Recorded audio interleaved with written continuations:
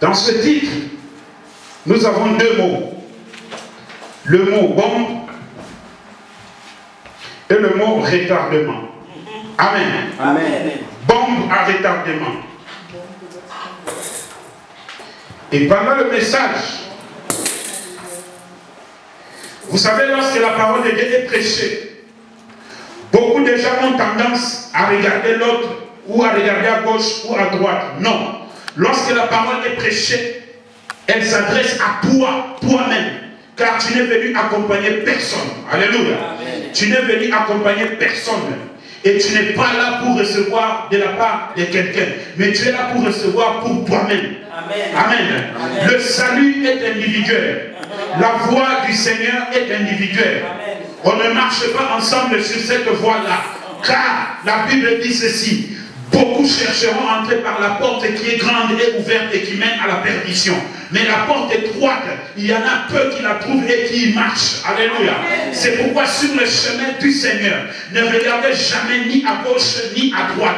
Si vous regardez à votre gauche, vous êtes perdant. Si vous regardez à votre droite, vous êtes perdant. Alléluia. Mais fixez vos regards vers l'Éternel. Amen. Ce jour-là, lorsque Jésus était élevé à la croix, tous les regards étaient fixés vers lui. Amen. Tous ceux qui avaient foi en Jésus avaient les regards fixés vers lui. Et lorsque Jésus périssait, mais tout le monde le regardait. Personne ne regardait à sa gauche ni à sa droite. Car la Bible dit ceci. Lorsque je verrai le Fils de Dieu, tous les regards seront tournés vers lui. Amen. Alléluia. Amen. Tous les regards tournés vers lui. Si tu regardes à ton voisin, tu es mort. Si tu regardes ta voisine, tu es mort. Alléluia. Regarde à Dieu. C'est pourquoi David a déclaré cette parole. J'élève mes yeux vers les montagnes, d'où me viendra le secours. Le secours me vient de l'Éternel, qui a fait les cieux et la terre. David n'a pas dit, j'élève mes regards vers mon voisin, ou bien vers mon ami, ou bien vers mon frère dans le Seigneur. Non, il a dit vers les montagnes, c'est-à-dire là où se trouve l'Éternel, les lieux très très très hauts. Amen. Amen. Moi, dans ma vie chrétienne, depuis le jour où j'ai reçu Jésus-Christ comme Seigneur et Sauveur dans ma vie, j'ai compris que je ne dois jamais compter sur quelqu'un. J'ai compris que je ne dois jamais regarder quelqu'un, mais je dois compter sur Dieu lui-même. Amen.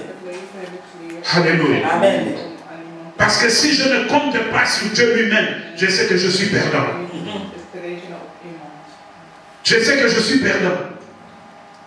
Alléluia. Amen. Nous avons tous eu dans nos familles des parents, peut-être un oncle, peut-être un papa Kouloutou, un papa Leki, qui a beaucoup d'argent, où tout le monde courait vers lui pour avoir quelque chose, avoir de l'argent de poche, avoir de quoi payer le minerval. Nous courions tous vers lui, mais c'était un problème, parce que plus nous courions vers ces oncles-là, puisqu'il devenait plus puissant que les autres dans la famille, il marchait sur tout le monde et il ne respectait personne. Pourquoi? Parce que nous étions sous leur domination à cause de l'argent et que nous courions tous vers eux. Et c'était ça le problème. Alléluia. Nous dépendons d'eux. Nous allons toujours vers eux. Nous disons que si lui n'est pas là, la famille ne fonctionnera pas. La famille ne marchera pas. Même quand il y a un problème dans la famille, même si c'est un problème de deuil, nous attendons que l'oncle là ou le grand frère là puisse venir avant de décider. Alléluia.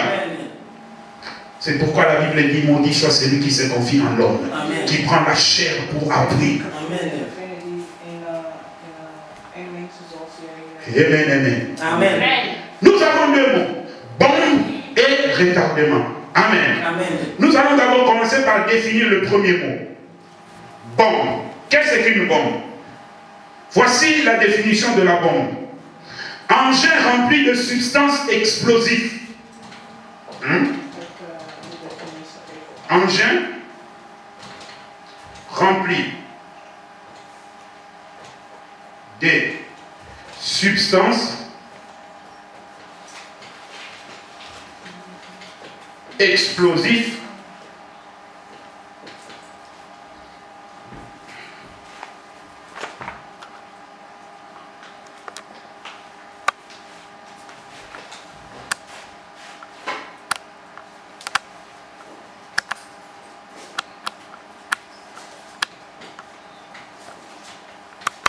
qu'un choc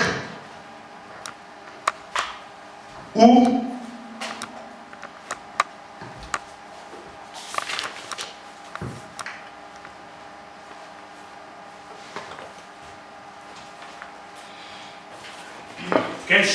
un déclenchement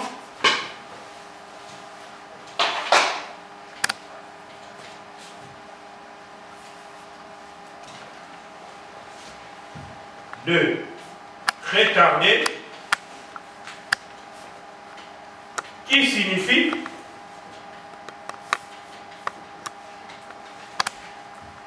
différer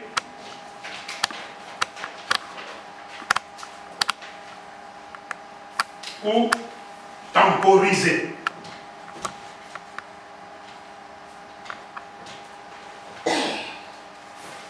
Amen. Amen. Voilà, écrivez vite s'il vous plaît. Engin rempli de substances explosives qu'un choc, un déclenchement automatique fait éclater. Ça, c'est la définition du mot bombe. Engin rempli de substances explosives qu'un choc, un déclenchement automatique fait éclater. Amen. Amen. Et ça, c'est la définition du mot retardement. Retardement veut simplement dire action de retarder. Et le mot là, le verbe là, retarder, veut dire différer ou temporiser. Amen. Amen. C'est clair, hein? Amen.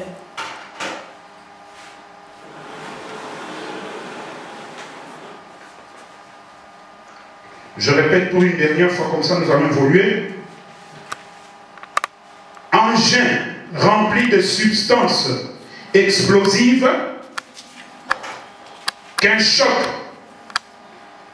ou un déclenchement automatique fait éclater. Ça, c'est la définition du mot bombe. Et retardement veut dire action de retarder, qui signifie différer ou temporiser. Amen. Amen. Donc, action de retarder. Et ce verbe-là, retarder, veut dire différer ou temporiser. Amen. Amen. Amen. Évoluons. Alléluia. Bien-aimés, à la lumière de ces deux définitions, nous comprenons mieux. Quelqu'un va comprendre ce soir ou cet après-midi si c'est lui ou c'est une autre personne qui est une bombe à retardement. Alléluia. Amen. Tu vas comprendre à travers ce message si c'est toi-même ou c'est quelqu'un d'autre dans ton entourage qui est une bombe à retardement. C'est-à-dire quand on dit bombe à retardement, c'est quelque chose qui est préparé à éclater, donc à exploser, où il se trouve des explosifs, mais qui est préparé à éclater, mais qu'on a retardé, qu'on attend. Alléluia. Amen. On attend. Donc c'est-à-dire, on peut mettre la bombe ici, on dit que, ok, dans cette salle-là, le peuple de Dieu s'est réuni à 14 heures. Donc on vient à 12 heures, on met la pompe, mais on diffère l'explosion de la bombe à 14 heures parce qu'il y aura des gens ici. Amen. Avant 14 heures, la bombe ne va pas exploser. Mais elle explosera à 14 heures selon la minuterie qu'on a mis à la bombe. Alléluia. Amen. Alors aujourd'hui, tu vas savoir. Amen. Bien-aimé, vous pouvez être une bombe à retardement pour la vie de votre voisin. Comme vous pouvez aussi être une bombe à retardement pour vous-même. Et vous allez découvrir ça. Et si vous comprenez ce message, vous allez changer votre façon de vivre. Amen. Alléluia. Amen. Nous prenons le premier point. Je peux effacer, c'est déjà écrit. Amen. Ok.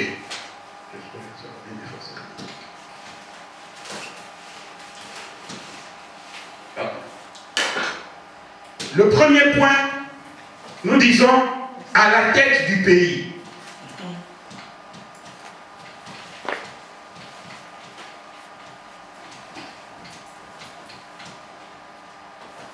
À la tête d'un pays, pardon. D'un, c'est mieux. À la tête d'un pays.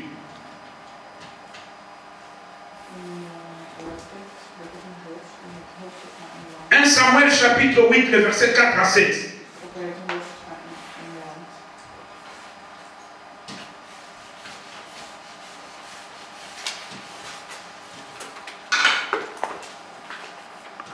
Un Samuel chapitre 8, le verset 4 à 7. Ensuite, vous écrivez le chapitre 9, le verset 17.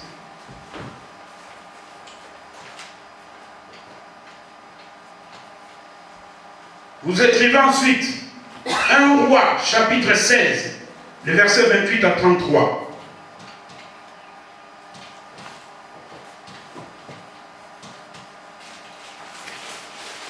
Et pour finir, le chapitre 18, le verset 17 à 18.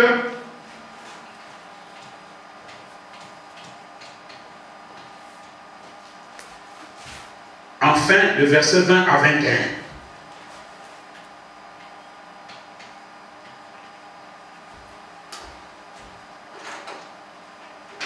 Alléluia. Amen.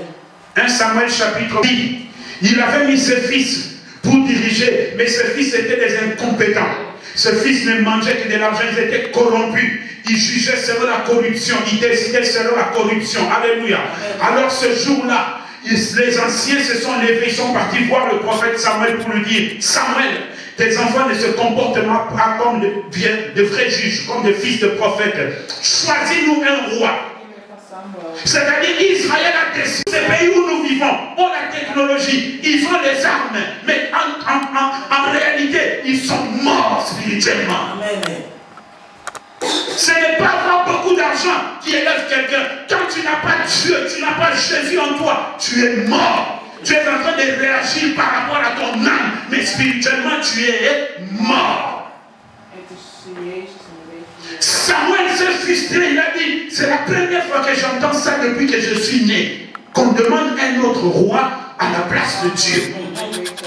Mais Dieu est venu au secours de Samuel, il a dit, écoute ce que le peuple dit. Samuel a dit, comme tu l'as dit, Seigneur, je vais le faire. Et lorsque Saoul cherchait les annexes perdues de son père, l'homme avec qui il était lui a conduit vers Samuel à Rama pour lui dire, il y a un voyant. Aujourd'hui, le mot voyant, beaucoup croient que ce mot-là appartient au diable. Ce mot-là est biblique. Le diable a volé dans la Bible. Amen. Les prophètes dans l'Ancien Testament, on l'appelait voyant. Amen. Il a dit, allons consulter un voyant à Rama. Ils sont partis consulter Samuel. Et Dieu a dit à Samuel la nuit, celui qui viendra demain, Saoul, fils de Kis, c'est celui-là qui sera roi sur mon peuple. Bien aimé, engin explosif, mais qu'on a retardé l'explosion. Vous comprenez ça? Amen. Engin explosif, qu'on a retardé l'explosion. On a choisi Saoul, dessus du peuple. Saoul a commencé à régner sur Israël. Mais Saoul était une bombe à retardement pour Israël. Il était un engin explosif que Dieu avait retardé l'explosion. Parce qu'il avait demandé. Parce que Saoul n'était pas la volonté parfaite de Dieu. Amen. Vous savez, dans la vie, nous avons trois sortes de volontés. La volonté de l'homme, la volonté permissive de Dieu et la volonté parfaite de Dieu. La volonté de l'homme tue. La volonté permissive de Dieu tue. Mais la volonté parfaite de Dieu épargne. Amen. Alléluia. Amen. Saoul bombe à retardement pour Israël. Et vous connaissez la vie de Saoul. La première fois que le prophète vient lui dire, Saoul, Dieu a dit, va combat, brûle la ville, brûle tout, ne ramène rien. Saoul est parti, il a brûlé la ville, il a brûlé tout le monde, mais il a ramené le bétail et le roi de ce pays. Dieu dit, voilà, Samuel, qu'est-ce que je t'avais dit? Et quand Samuel va l'interroger, il veut nier. Et Samuel va lui dire, quels sont les bêlements que j'entends là-bas? Alléluia. Oh non, ça ce sont des choses grasses que nous avons ramenées pour l'éternel. Samuel va lui dire, ne t'avais-je pas dit de dévouer tout par l'interdit? C'est ça les erreurs que nous faisons dans nos vies. Quand Dieu dit A, restez sur A. N'allez pas sur B. Il ne vous a pas envoyé sur B. Il a dit restez sur A. Alléluia.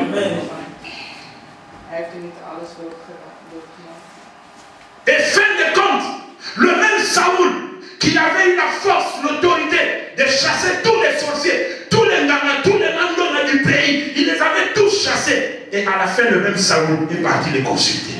Parce que Dieu l'avait abandonné. C'est ce que nous voyons aujourd'hui dans l'église. Les gens qui ont été loin de la part de l'Éternel. Les gens qui ont reçu l'onction sacerdotale. Que Dieu utilisait puissamment. Mais qui se sont corrompus. Parce qu'à un moment donné, ils ont cru qu'ils étaient plus que Dieu. À un moment donné, ils ont voulu faire ce que Dieu n'avait pas demandé. Et ils se sont déclarés. Au lieu de se repentir et de réparer leur relation avec Dieu, ils ont dit non, comme on me connaît que Dieu m'utilise puissamment, si je cherche à réparer ma relation avec Dieu, je vais disparaître. On ne va plus parler de moi. Alors ce n'est pas possible. Quelle est la solution? Aller toucher à l'occultisme. C'est pourquoi je vous ai toujours dit, vous peuple de l'exciation, si vous allez quelque part, quelqu'un est en train de prêcher la parole de Dieu et qui fait un appel, passez devant, je vais prier pour vous. Si vous n'êtes pas convaincu, ne vous levez pas. Ne donnez pas votre tête à n'importe qui. On ne donne que ce qu'on a. Si celui qui vous pose les mains a un faux Jésus en lui, vous êtes perdu. Alléluia. Amen.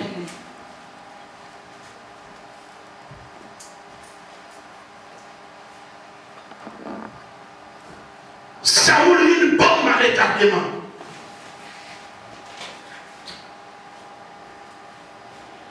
Il a désobéi. Et dans cette désobéissance, il a entraîné le peuple. Et quand on a ce genre de personnes comme ça à la tête d'un pays, comment un pays peut marcher? Comment le pays peut aller de l'avant? C'est pas possible. Si à la tête du pays, vous avez quelqu'un qui est dans l'occultisme, le pays ne pourra pas marcher. Amen. Il faut qu'il y ait des hommes forts qui sont dans la prière, dans l'intercession. C'est pourquoi la Bible dit dans le livre d'Éphésiens chapitre 6, priez pour vos autorités, priez pour eux.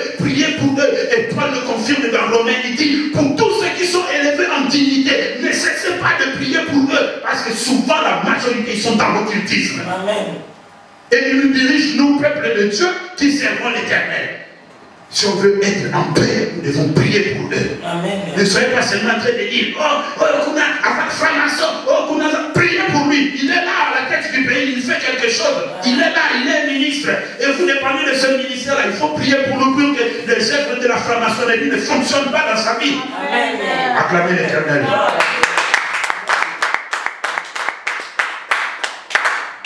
Alléluia. Saoul une bombe à retardement. Akab, 1 roi chapitre 16.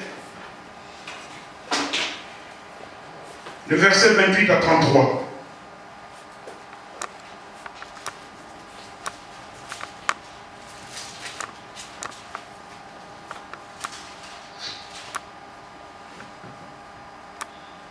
Voici ce que déclare la Bible.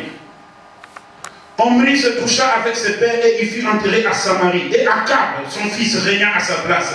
Akab, fils d'Omri, régna sur Israël, la 38e année d'Asa, roi de Juda. Akab, fils d'Omri, régna 22 ans sur Israël, à Samarie. Akab, fils d'Omri, fit ce qui est mal aux yeux de l'Éternel, plus que tous ceux qui avaient été avant lui. Et comme si c'était pour lui peu de choses de se livrer au péché de Jéroboam, fils de Nébat, il prit pour femme Jézabel, fille de Tabel, roi des Sidoniens. Et il alla servir Baal et se prosterner devant lui. Et il fit une idole d'Astarté. Akab fut plus encore que tous les rois d'Israël qui avaient été avant lui, pour irriter l'Éternel, le Dieu d'Israël. Alléluia. Le verset 20 à 21. Voici ce que déclare la Bible.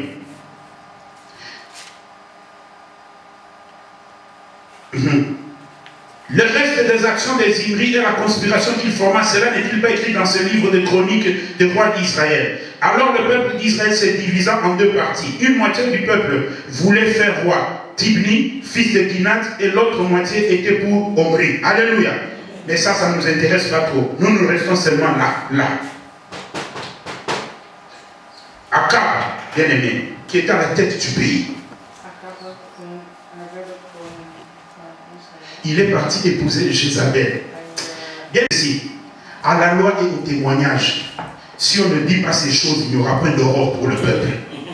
Écoutez, lorsque Abraham a dit à Isaac et a dit à son serviteur Eliezer de Damas d'aller lui chercher une femme pour son fils Isaac au bord de l'eau, l'eau symbolise la parole. Amen. Il n'est pas permis à un enfant de Dieu d'épouser un non-chrétien. Sauf si Dieu, dans sa souveraineté, vous dit de le faire. Vous comprenez ça? Sauf si Dieu, dans sa souveraineté, lui dit de le faire. Posez-vous un peu la question. Et tant qu'un enfant devient chrétien, Batoubo aussi au bon l'idée. Si vous voulez que vous parlez de moi, il y a mon pagan. Yo et Benzan. Aujourd'hui, on a des bons mouvements en danger. Ta vie est en danger. Parce que quand tu te lèves pour aller à l'église, lui, si c'est le mari, il dit, tu n'iras pas à l'église. Vie spirituelle nous a perdus. Si toi, le mari, tu te lèves pour aller à l'église, la femme dit, sois à l'église, na olam bate. Au coup, l'homme ne peut pas changer une autre personne. C'est Dieu qui le fait. Ça, c'est le travail de Dieu. C'est pourquoi il a pris au bord de l'eau. Alléluia. Lorsqu'il y a des élections présidentielles dans un pays, bien aimé, priez. Priez. N'ayez pas seulement des sentiments, oh non, moi je veux celui-là. Priez. Celui que vous voulez risque encore de vous faire souffrir plus que celui qui est là. Il faut faire attention. Alléluia. Amen. Voilà Cab qui va épouser Jézabel, une femme étrangère, une Sidonienne. Donc Dieu avait dit, vous n'épouserez pas d'autres peuples. Et Akab le savait. Alléluia. Il le savait. Mais il est parti épouser une femme étrangère. Et Jézabel ne connaissait pas Dieu. Jézabel connaissait seulement la magie et l'occultisme. Et c'est ce qu'elle a amené en Israël. Une bombe à retardement dans la vie d'Akab. Alléluia. Une bombe à retardement dans la vie d'Akab. Et comme elle était devenue une bombe à retardement dans la vie d'Akab, Akab lui-même aussi, en se prosternant devant les balles, en changeant de Dieu, en quittant le véritable Dieu. Bien-aimé, il n'y a pas chose horrible que Dieu haït comme aller vers les Astartés ou les prophètes de Baal. La prostitution spirituelle, il n'y a pas chose que Dieu haït comme cela. Alléluia. Akab lui-même aussi s'était transformé maintenant en bombe à retardement pour Israël. Et qu'a fait Akab?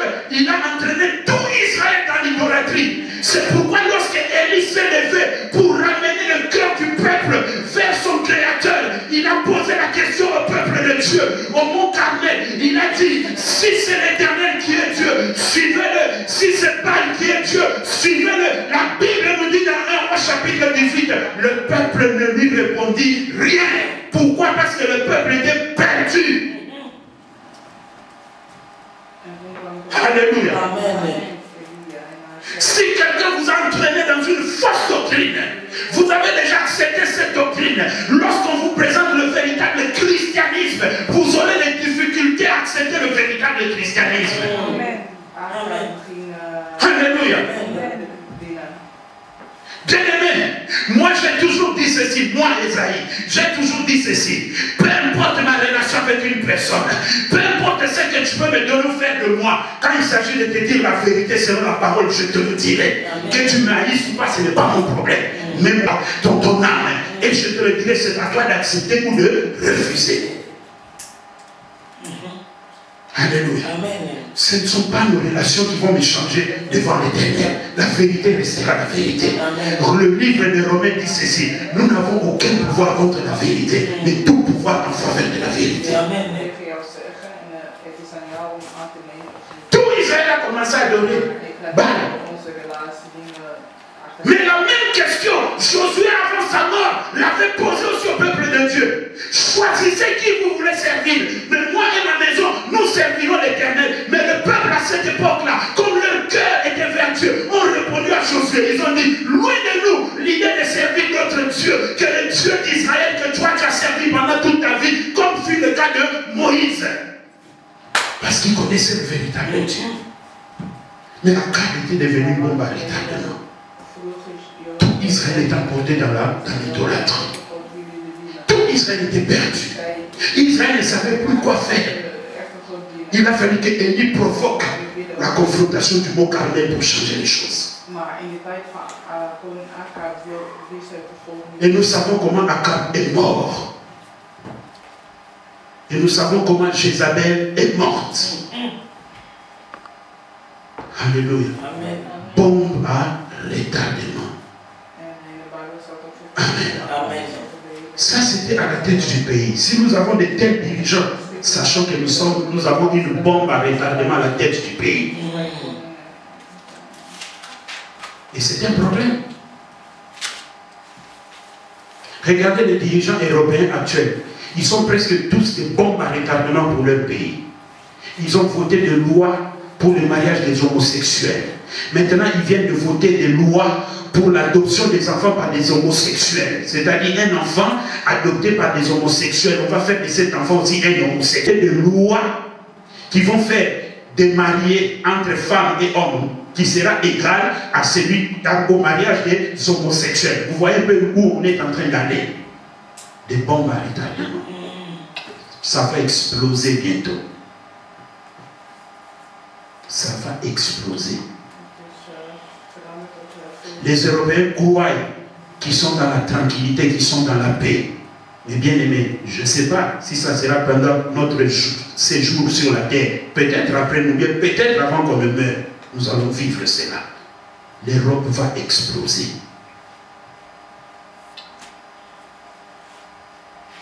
Un jour, je marchais, j'étais en train de réfléchir. Et pendant que je réfléchissais, Dieu me donne, je connais ce passage, mais Dieu me le donne comme ça. Il me dit, regarde les Européens. Je regarde autour de moi, il dit, regarde, tu vois comment ils sont? Ils se disent qu'ils sont dans la paix, ils se disent qu'ils sont dans la joie, ils ont le outcare, ils ont tout. Il dit, voilà, je leur donne le temps de croire comme ça. Mais il y a une ruine soudaine qui arrive bientôt. Alléluia. Amen. Dans la famille.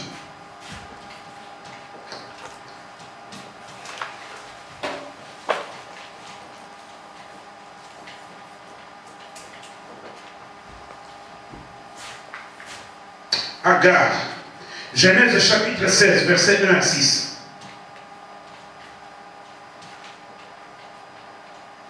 Et à côté, maintenant, chaque fois qu'on écrit, vous écrivez à côté réaction. Amen. Amen.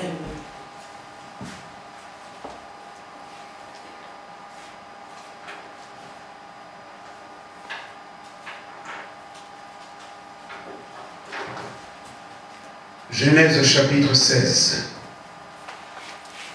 verset 1 à 6.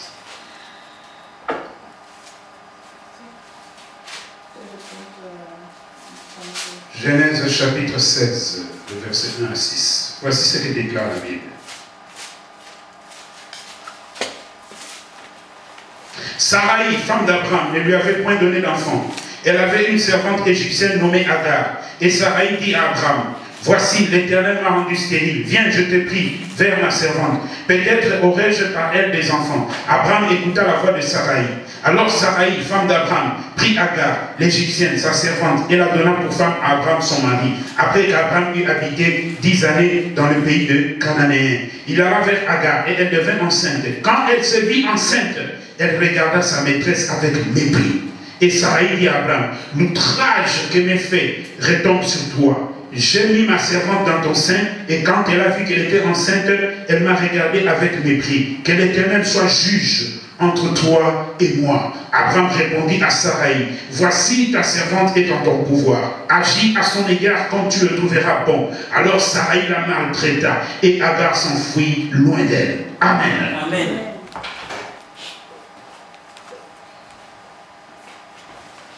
Lorsque Abraham fuyait la famine, Dieu ne lui avait pas dit de fuir la famine, mais il a fui la famine, il est parti en Égypte. Arrivé en Égypte, il a dit à Sarai, sa femme, ne dis pas ici que tu es ma femme, dis que tu es ma soeur, sinon on me tuera à cause de ta beauté. Sarai a obéi, mais Dieu est intervenu avant que Pharaon ne touche sa femme. Et à la fin, Dieu a fait qu'il a touché Pharaon, il les a chassés de l'Égypte. Mais en sortant de l'Égypte, Pharaon leur a donné une bombe à retardement. Il a dit, sortez avec tes servantes. Et parmi ces servantes, il y avait une bombe à retardement qui était Agar. Ils sont sortis. Et Agar était servante de Sarai. Elle a commencé à servir à Sarai. Et un jour, Sarai, voyant qu'elle était stérile, elle va aller vers Abraham pour lui convaincre de prendre Agar pour femme. Parce qu'à l'époque, en Israël, comme on faisait, si tu es stérile et que tu ne peux pas enfanter, tu peux donner une femme à ton mari. Et au moment de l'accouchement, ça, les mamans, vous savez comment les femmes accouchent, mais ce ne sera pas sur le lit de l'hôpital, mais ça sera sur les genoux de la femme qui t'a donné à son mari. C'est comme si c'est elle qui a accouché. Vous comprenez ce que je dis? Ça sera comme si c'est elle qui a accouché. Alors cet enfant-là t'appartiendra. C'est ce qu'avait fait Sarai en attendant que le jour de l'accouchement arrive. Mais la Bible dit, quand Agar a vu qu'elle était enceinte, elle a commencé à regarder Sarah avec mépris. Bombe à l'éternellement. Dans la famille. Alléluia. Amen. Dans la famille. Un jour, on discutait ici avec Papa Willy, avant qu'on ne épouse sa petite soeur. Il est venu me dire, il a dit, on a un problème, mais on ne sait pas comment on va faire. Qui va parler ce jour-là? Son grand frère habite en France. Son grand frère disait que moi, je ne sais pas parler devant les gens. Je lui ai convaincu, lui aussi était convaincu de cela. Je lui ai convaincu, je lui ai dit, ça, c'est la famille. Qu'il sache parler ou pas, c'est la famille. Il doit se lever et parler. Même s'il va mal parler, c'est la famille. Il ne peut pas céder l'autorité de la famille à une autre personne.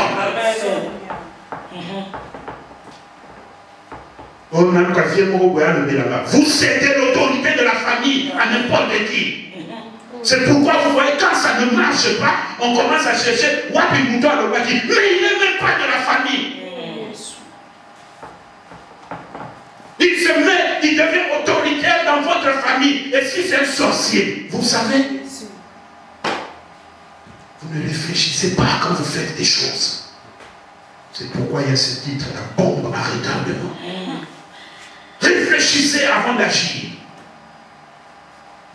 La Bible dit dans Daniel chapitre 2 verset 21, Dieu donne la science à ceux qui ont de l'intelligence et la sagesse aux sages. Alléluia. Amen.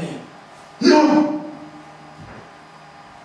Même si vous avez, parmi vous, vous êtes tous des grandes soeurs, vous êtes plus âgés, et votre petit frère a, je ne sais pas, peut-être 20 ans, qu'il parle au nom de la famille. Amen. Laissez l'autorité dans votre famille, qu'elle ne sorte pas de votre famille.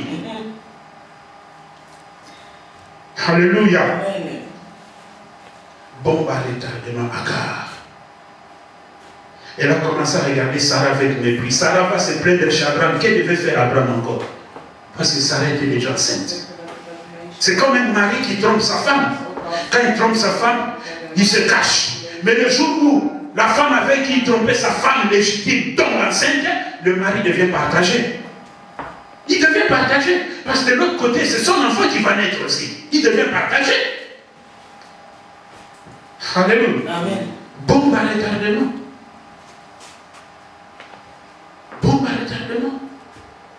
Sarah n'avait plus de valeur devant Sarah. Pourquoi? Parce qu'eux-mêmes ont fait entrer une bombe à retardement devant Agar. Pardonnez si maman va pas me. Elle n'avait plus de valeur devant Agar parce qu'eux-mêmes ont accepté de faire entrer une bombe à retardement dans la famille.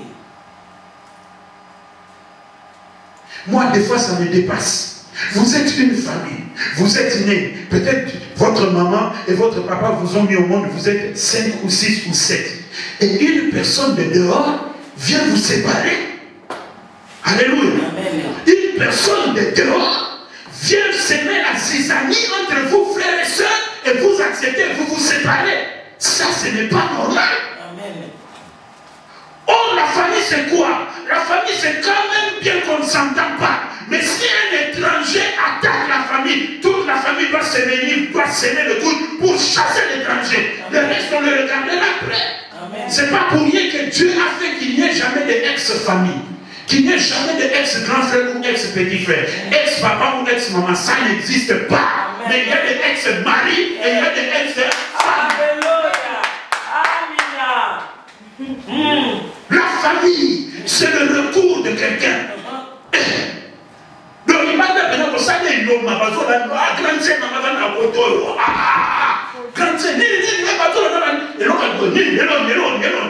famille va t'aider. Il n'a pas beaucoup de ça, mais l'on va bosser là-bas souvent pour empêcher ma salon. Et là, il dit, la famille a besoin de la terre.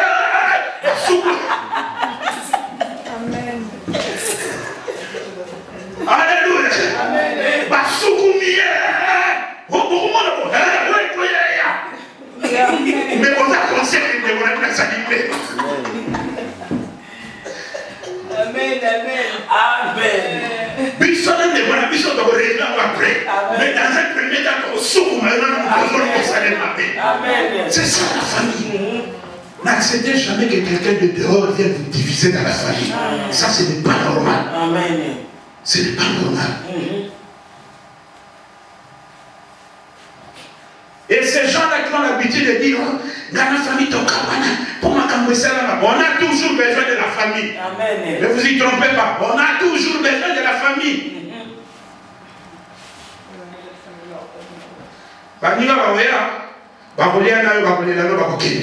Les familles alléluia. Bon, relevez-nous. La grossesse grandit. La grossesse grandit. Agar n'avait plus de valeur. Sarai n'avait plus de valeur. Pas d'enfant. Stérile. Abraham a commencé à tourner les regards vers Agar. C'était une bombe qui avait déjà explosé. Et l'explosion va s'accomplir au moment où Ismaël viendra au monde. C'est là l'explosion. Et c'est cette explosion qui est en train de causer des dégâts jusqu'aujourd'hui entre les Palestiniens et les Israéliens. Bombe à retardement. Mais Sarai avait réagi quand elle a compris. Genèse chapitre 21, verset 9 à 14.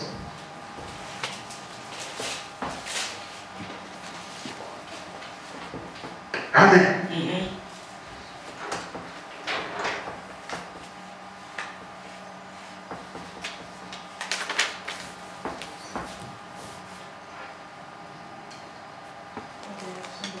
Genèse 21,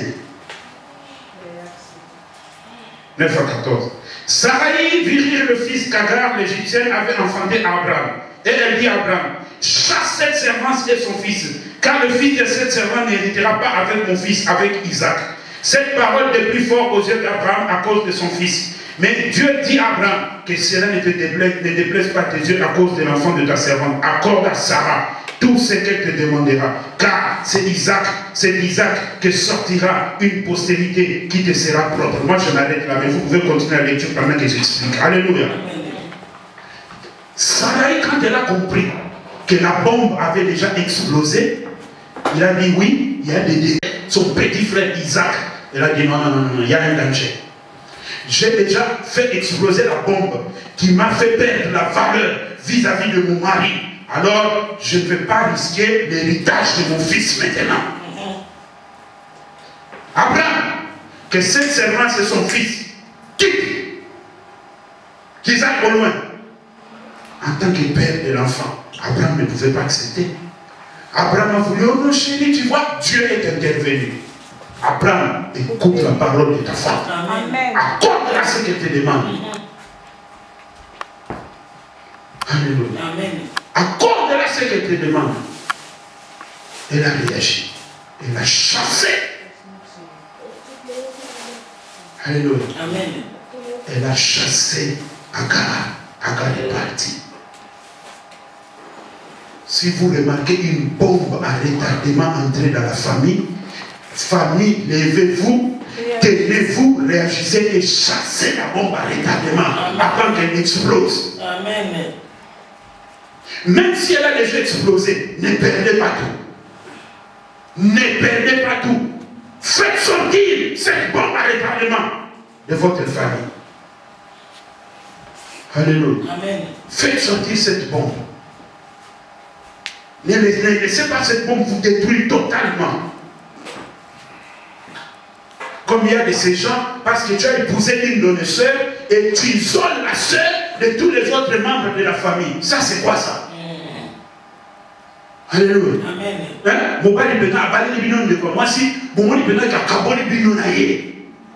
Non, vous devez réagir.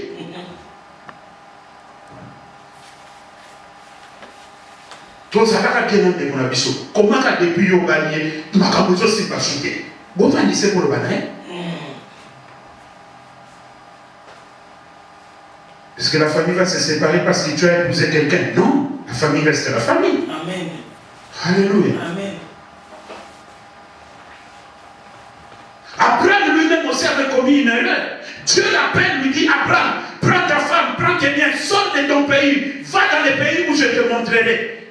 Ça, c'était le langage de Dieu. Dieu s'est arrêté là. C'est pourquoi je vous ai dit, quand Dieu dit A, restez à A, n'allez pas baisser. Après, au lieu de sortir avec Sarai, sa femme, et ses biens et ses serviteurs, lui va prendre l'autre. D'abord, le nom de l'autre dit tout. Son nom veut dire foulard. Foulard, ézipé. Obstacle, aveugle. Wow. Mouchoir. Donc, quand il y a un mouchoir devant tes yeux, si tu peux voir. L'autre était une bombe à retardement pour Agar et pour Abraham. C'est pourquoi, chemin faisant, il y a eu à un moment donné le problème entre les serviteurs de l'autre et les serviteurs d'Abraham. Et Abraham s'est ressaisi, il a dit, avant que famille et Panzana, il faut la réagir. Alléluia. Avant que la famille ne soit détruite, je dois réagir. L'autre, choisis où tu veux partir. Si tu vas à gauche, moi je vais à droite. Si tu vas à l'Orient, moi je vais à l'Occident. L'autre a regardé, il a vu Sodome et Gomorrhe commence à briller. L'autre est parti. Et c'est quand l'autre est parti que Dieu est venu enlever le voile sur les yeux d'Abraham. Il a enlevé le voile. Il a dit maintenant, Abraham, regarde. Est-ce qu'il ne voyait pas? Il voyait. Mais pour voir maintenant là où Dieu devait le montrer, c'était voilé pour lui. Parce que le nom l'autre signifie voile. Et quand il a regardé, c'est là qu'il a vu où Dieu devait l'emmener. Et vous savez que l'autre lui-même, en allant en Sodome et Gomorrhe, quand il a quitté, Dieu est venu le faire sortir de Sodome et Gomorrhe. L'autre était devenu... Attendez, on va voir ça. Alléluia. Amen. Oh, peuple de Dieu.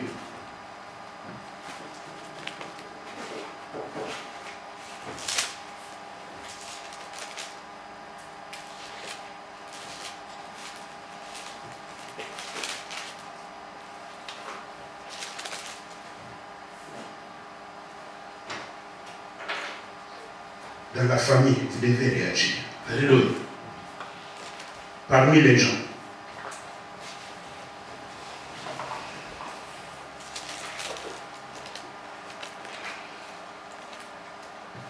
Parmi les gens. Jonas chapitre 1, le verset 1 à 4.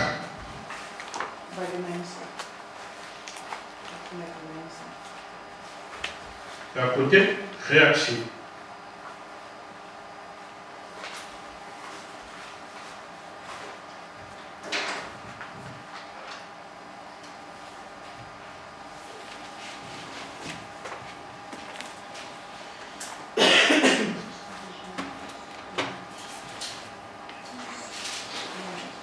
Jonas chapitre 1, le verset 1 à 4, la Bible déclare: la parole de l'Éternel fut adressée à Jonas, fille d'Amitai, en ce mot. Lève-toi, va à Ninive, la grande ville, et crie contre elle, car sa méchanceté est montée jusqu'à moi. Et Jonas se leva pour s'enfuir à Tarsis, loin de la face de l'Éternel. Il descendit à Jaffa, et il trouva un navire qui allait à Tarsis.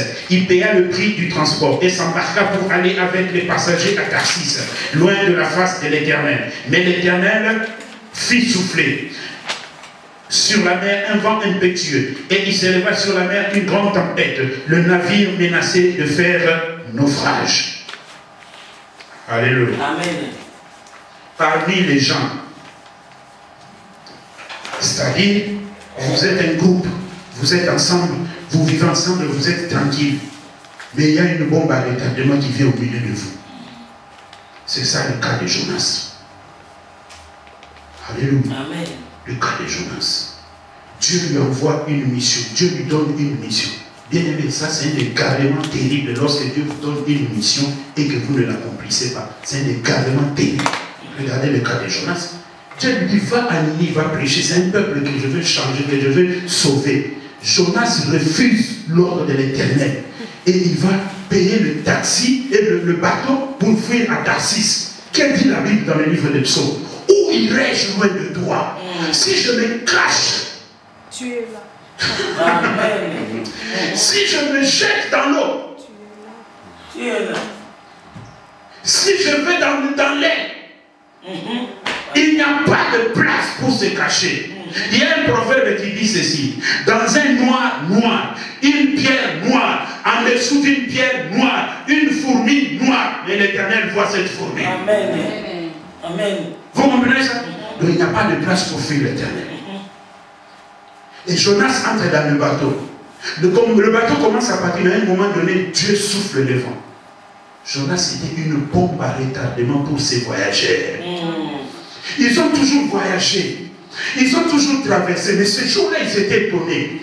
On n'a jamais vu un vent comme ça. C'est la première fois qu'on voit un vent pareil. Oh, parmi eux, il y avait une bombe à retardement qui s'appelait Jonas. Et la bombe a explosé. Vous savez que ces marchands sont devenus pauvres ce jour à cause de Jonas. Parce qu'elles ne comprenant pas, ils se sont dit non, peut-être que le bateau est trop chargé, nous allons jeter tous nos vivres, comme ça nous allons alléger le bateau. À cause de Jonas, bombe à retardement. Alléluia. Bien aimé, écoutez. Et dans la bataille,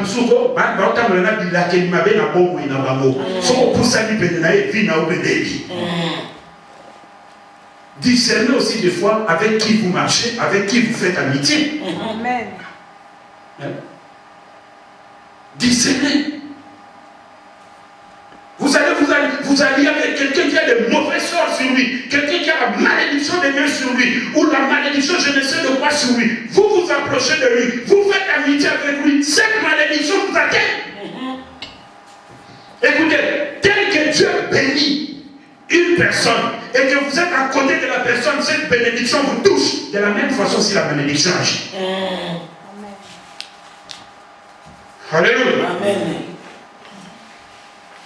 Bon par retardement. Les gens ont vidé le bateau. Le bateau est resté vide. Personne n'a, tout le monde avait tout perdu. Mais ils ont vu que ça n'allait toujours pas. Ils se sont dit non, non, il y a quelque chose qui ne va pas. Et pendant que tout allait mal, Jonas est descendu dans le fond de la cale et il s'est endormi. Ils sont venus. Mini, réveille-toi, réveille-toi. Comment il y a un danger ici, toi tu dors? Jonas savait. Jonas savait. Pourquoi tu n'invoques pas ton Dieu? Ils ont dit ok, on va tirer au sort. La bête dit que. Ils ont tiré au sort, le sort est tombé sur Jonas. Bien aimé, lorsque Dieu vous poursuit, il permettra même aux magiciens de vous toucher. Il permettra même à la sorcellerie de vous toucher quand il vous poursuit. Ne vous y trompez pas. Ne croyez pas que oh non, je ne veux pas, oh je fuis Dieu, les sorciers ne me feront rien. La protection de Dieu est sur celui qui est avec Dieu. La Bible déclare dans le livre de Chroniques, Dieu est avec vous quand vous êtes avec lui. Si vous lui tournez le dos, il vous tourne aussi le dos. Si vous lui tournez le dos, il lève sa main et vous êtes à la merci des sorciers. Alléluia. Amen. Et voilà maintenant, quand ils ont dit, pourquoi le soir est tombé sur toi?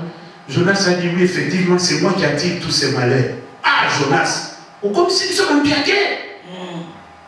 Moi, mon ami, sur un check out.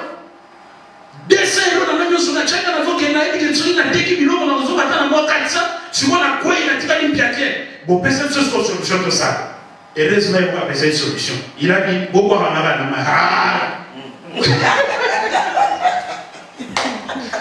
Alléluia. Amen. Ils l'ont pris, ils l'ont jeté dans l'eau. Alors, mieux vaut sacrifier une personne que tout le monde. C'est. Mieux vaut sacrifier une personne que tout le monde. Écoutez, à une époque, la réaction des gens, vous pouvez écrire ça.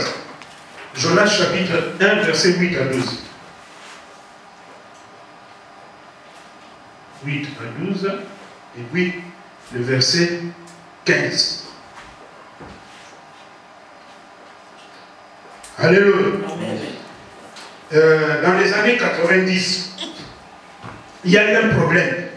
Un avion de Air France a quitté Alger, la capitale d'Algérie, pour venir descendre à Marseille. C'est à peu près 1h30 de vol. Quand l'avion a décollé à Marseille, quand l'avion était sur la mer Méditerranée, il y avait des terroristes dans l'avion. Ces terroristes ont attaqué le pilote, ils ont maîtrisé le pilote. Ils ont dit, tu ne vas pas maintenant à Marseille, mais tu vas... Bon, les terroristes ont envoyé un signal à la tour de base en France, à Paris, pour dire que nous sommes ici, nous avons capturé l'avion. L'avion est encore en l'air. ils se sont réunis. Le gouvernement français s'est réuni. Tous les gens se sont réunis. Ils ont demandé qui est-vous? Oh, on fait ceci, on fait... Vous devez atterrir où? Oh, à Marseille, on n'atterrit plus à Marseille, on va atterrir à Paris. Ils leur ont dit non, non, non, pas question d'atterrir à Paris, atterrissez à Marseille. Les terroristes ont dit non, nous on va atterrir à Paris. Vous savez pourquoi ils demandé d'atterrir à Paris? Paris, c'est comme Kinshasa. C'est une ville où les maisons sont collées comme ça. Si vous jetez une bombe aujourd'hui à Kinshasa, il y aura des dégâts terribles. Parce que les maisons sont collées, les gens sont collés, entassés comme ça. Et tandis que Marseille, c'est une ville où les maisons sont espacées. C'est pourquoi le gouvernement disait pas question de Paris, mais Marseille. Ils se sont entêtés, ils ont dit non, nous on vient à Paris. L'armée française a fait décoller un jet, comment on appelle ça, un avion de chasse, avec une bombe à bord. Et il y avait 300 personnes dans l'avion. Une bombe à bord de l'avion. Et ils ont dit, l'avion de chasse est venu juste à côté de l'avion d'Air France. On le voyait comme ça. Ils le voyaient comme ça. Ils ont dit, on te donne 10 minutes. Si tu ne changes pas de cap pour aller atterrir à Marseille, on bombarde l'avion. Qu'est-ce qu'il fallait sacrifier? Les millions de personnes qui habitaient à Paris, mais 300 personnes qui étaient en l'air. 300 personnes. Oh mon Dieu. Hein, c'est ça. Ils allaient préférer sacrifier les 300 personnes, mais garder les millions de personnes en vie. Parce qu'ils savaient que si cet avion-là explosait sur Paris, les dégâts allaient être encore plus graves. C'est pourquoi ces gens-là, ils ont compris. Alors, même si on a tout perdu, on n'a plus rien, mais on est encore en vie, Togo Sala Soula. Alors Jonas, Amen. Alléluia. Ils ont jeté Jonas, ils l'ont balancé. Et quand ils l'ont balancé, la colère de l'Éternel s'est apaisée. Et les gens ont traversé. Alléluia. Amen. C'est ça.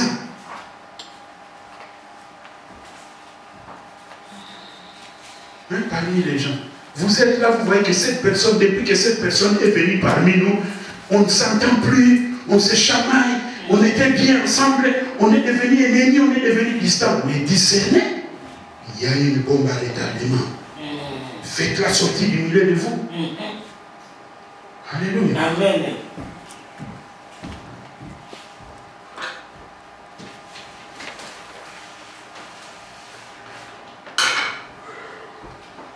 Vous avez compris? Amen. Est-ce que c'est clair? Amen.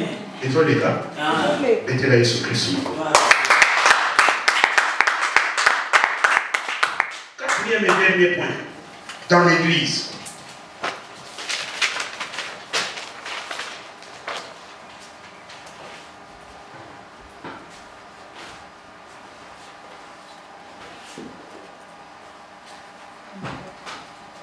Exode chapitre 12, le verset 37 à 41.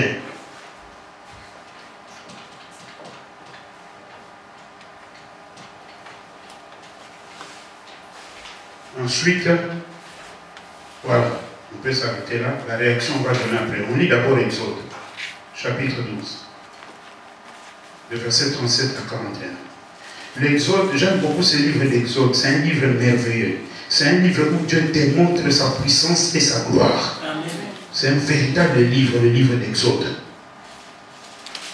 C'est pourquoi quand je lis ce livre, je suis toujours émerveillé. Je me sens bien quand je lis ce livre-là. Exode 12, 37 à 41.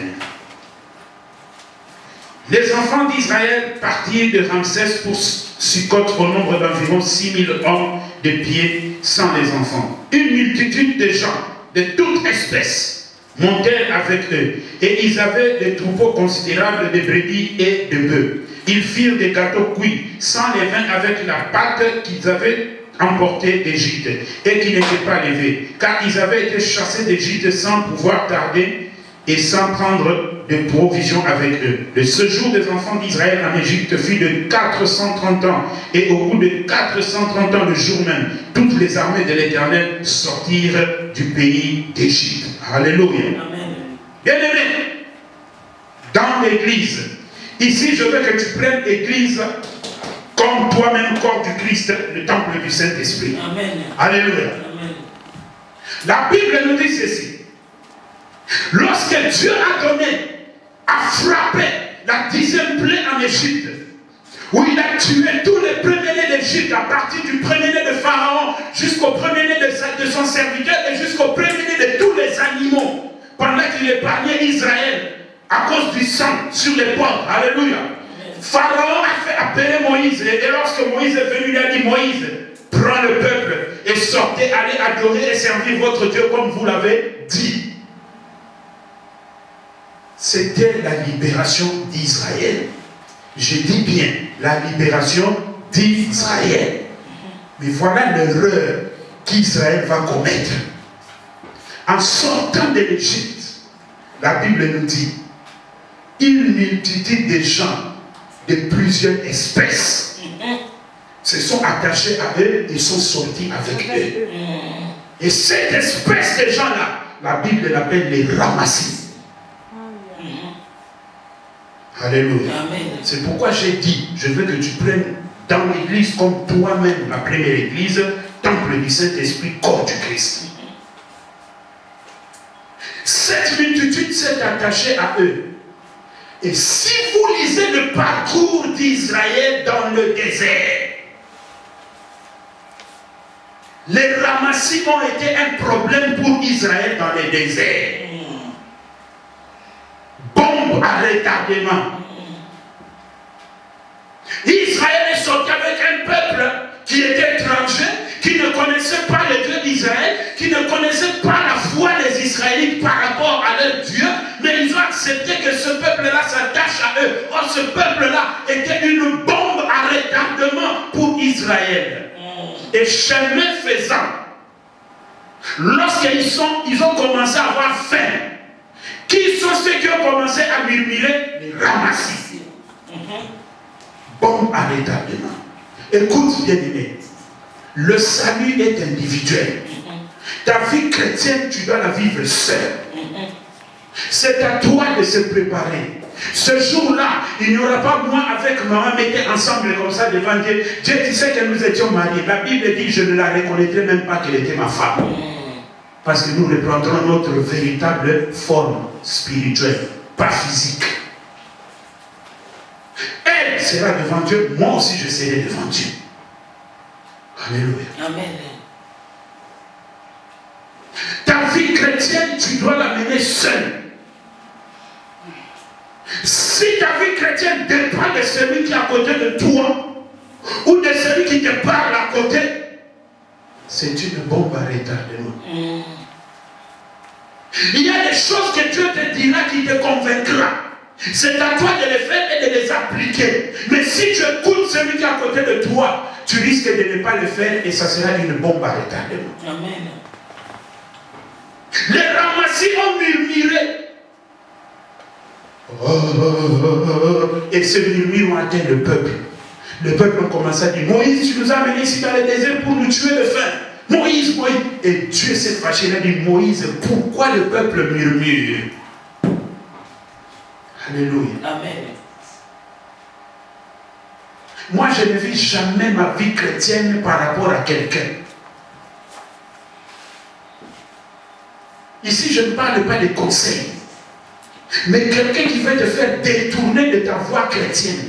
Bien-aimé, vous êtes là, si vous êtes un véritable enfant de Dieu, Dieu vous parle, tantôt d'une manière, tantôt d'une autre. Peut-être dans le songe, peut-être dans le vision, peut-être maintenant dans le message que je suis en train de prêcher. Mais c'est à vous de capter. Et quand Dieu vous a parlé, vous avez reçu ce que Dieu vous a parlé. Si quelqu'un vient vous dire le contraire de ce que Dieu vous a dit, n'acceptez pas. Sinon, c'est une bombe à retardement que vous faites entrer dans votre vie. Et cette bombe, lorsqu'elle va exploser, ça sera un problème. Alléluia. Ça sera un problème pour vous.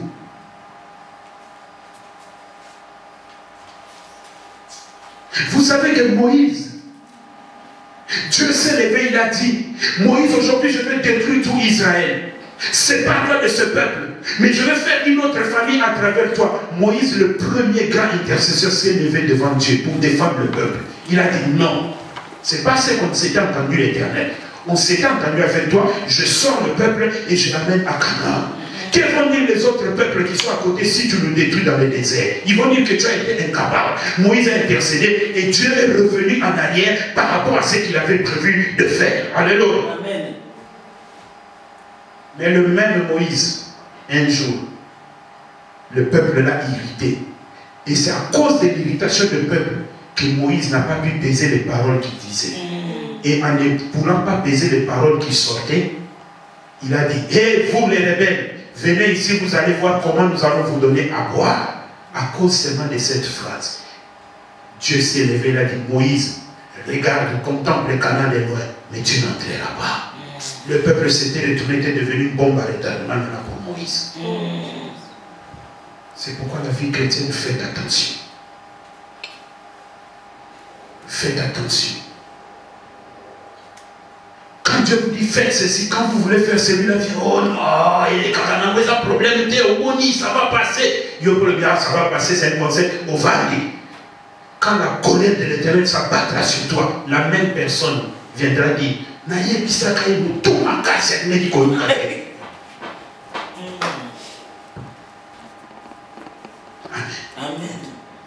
C'est pourquoi la Bible dit ceci.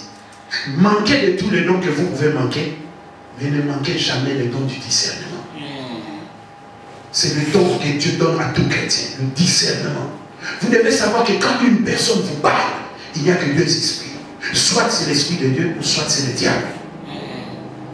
Et si vous n'arrivez pas à discerner que c'est le diable ou c'est Dieu, vous êtes perdu. Vous êtes perdu. Bombe à retardement. Et vous-même, vous pouvez aussi être une bombe à retardement pour votre propre vie. Quand Dieu vous dit de faire des choses que vous ne faites pas, vous êtes vous-même une bombe à retardement qui va exploser bientôt. Et quand cette bombe va exploser, vous allez pleurer. Alléluia. Vous allez pleurer. Élie un jour s'est levé. Éternel, éternel, je suis resté le seul prophète en Israël et on cherche à m'ôter la vie. Éternel, éternel, je suis resté moi-même en Israël, on cherche à m'ôter la vie. Éternel, éternel, je suis resté moi-même, on cherche à m'ôter la vie. Dieu vient vers Élie. Élie, qu'est-ce que tu dis? Il dit, je suis resté moi-même en Israël, on cherche à m'ôter la vie. Dieu lui dit, Élie, qui t'a appris que tu étais seul? Il y a encore 6 000, 7 000 que j'ai gardés, qui n'ont pas fléchi les genoux devant Baal. Maintenant, lève-toi, va en Syrie. Tu prendras cette avenue, ce village, tu arriveras quelque part, tu trouveras un roi là-bas, tu vas le moindre pour roi, et continue ton chemin. Tu vas entrer par gauche, à droite, et tu trouveras quelqu'un dans les champs, en train de paître le bœuf. Il s'appelle Élisée. Consacre-le comme prophète à ta place, car ta mission est terminée. Il était devenu une bombe à retardement pour lui-même, et la bombe a explosé. Dieu a arrêté son ministère. C'est comme ça que le ministère d'Élie a été arrêté. À cause du moi, il se voyait lui-même. Dieu a arrêté son ministère. Alléluia. Dieu a arrêté son ministère. Donc évitez vous-même d'être une bombe à retardement pour votre propre vie. Alléluia. Amen.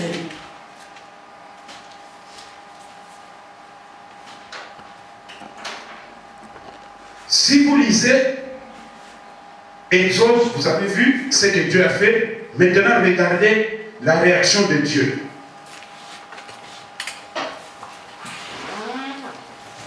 Josué, chapitre 5, le verset 4 à 6.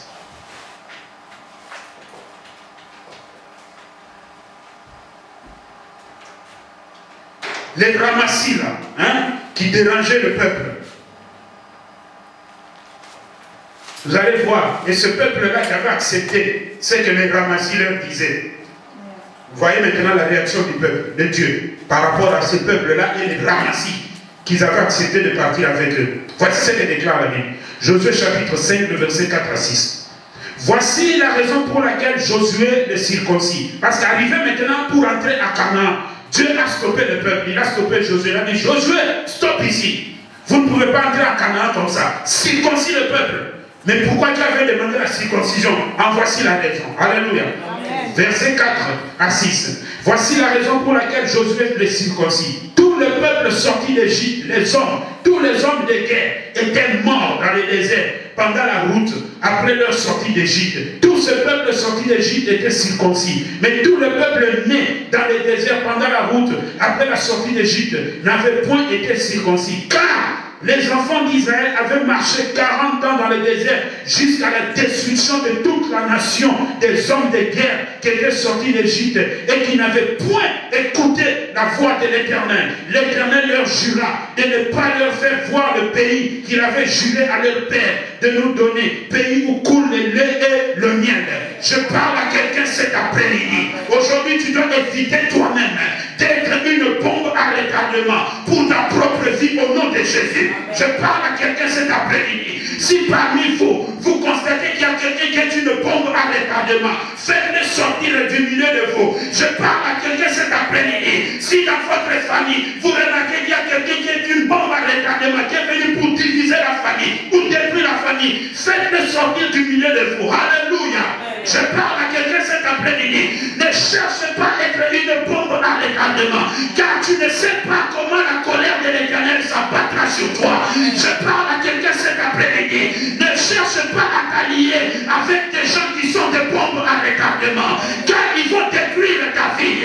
Je parle à quelqu'un cet après-midi. Si tu vois que Dieu est en train de marcher avec quelqu'un, ne cherche pas toi à être une bombe à retardement pour lui, au nom de Jésus-Christ. Je parle à quelqu'un cet après-midi.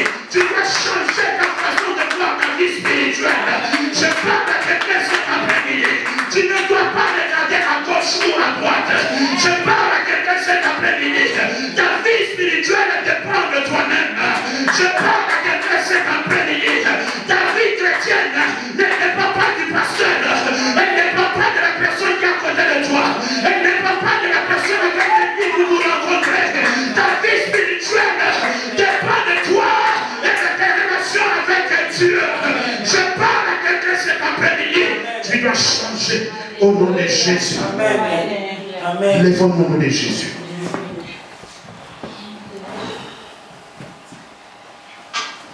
Mettons-nous le nom de Jésus. La Bible déclare ceci.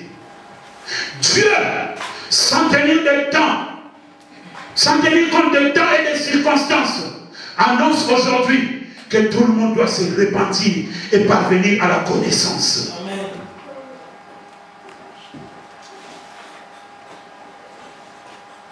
Bombe à retardement. Es-tu une bombe à retardement? Ou c'est la personne qui est à côté de toi qui est une bombe à retardement? Si c'est la personne qui est à côté de toi, prends une décision. Garde ton amitié avec lui. Mais concernant ta vie spirituelle, évite d'écouter cette personne. Si c'est toi-même, change à partir d'aujourd'hui. Dis que je ne veux plus être une bombe à retardement pour ma propre vie. Au nom de Jésus. Commencez d'abord à vous repentir de